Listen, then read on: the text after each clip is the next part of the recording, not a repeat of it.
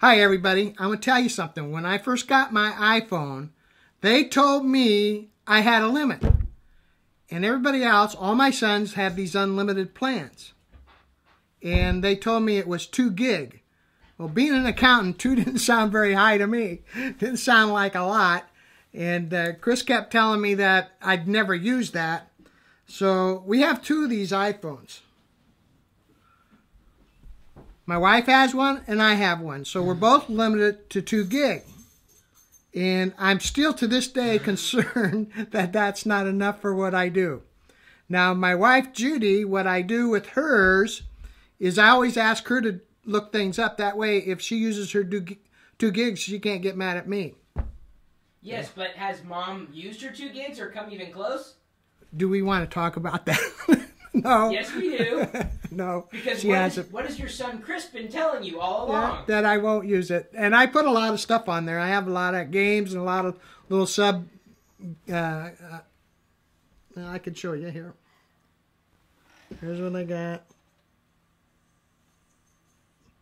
I don't quite organize it like other people, just my way. I keep it where all my favorite stuff is so that when I open it, I'm there. I did learn something else about, well, someone also mentioned to me about this 2 gig. I understand maybe some of you folks that have AT&T, which I have, and I have AT&T because at the time I got mine, Sprint didn't have the iPhone.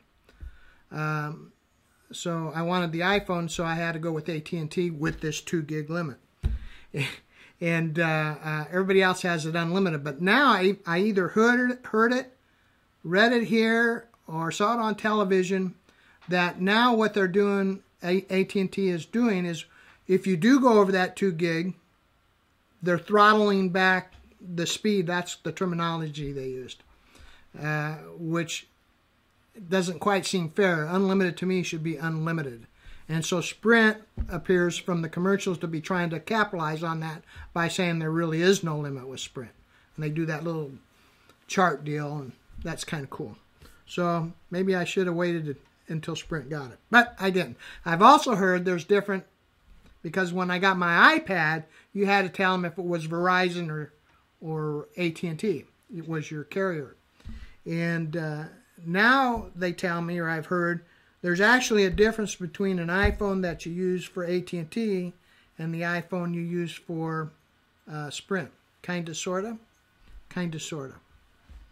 But anyway, I'm very happy with my iPhone. Probably happier than I probably should be. I did learn a couple other things that, because my wife, she has trouble with her battery. Mine seems to last longer. I always tell her I don't get on it as much as she does. But that's not true. I get on it just as much, if not more. I do it when she's not looking. But a lot of people close everything at the bottom. And I forget the person's name, but they put me to a video that explained how the iPhone worked. And most people tell you to double click and you get this gizmo down here at the bottom, and if you hold it down, you can delete all those.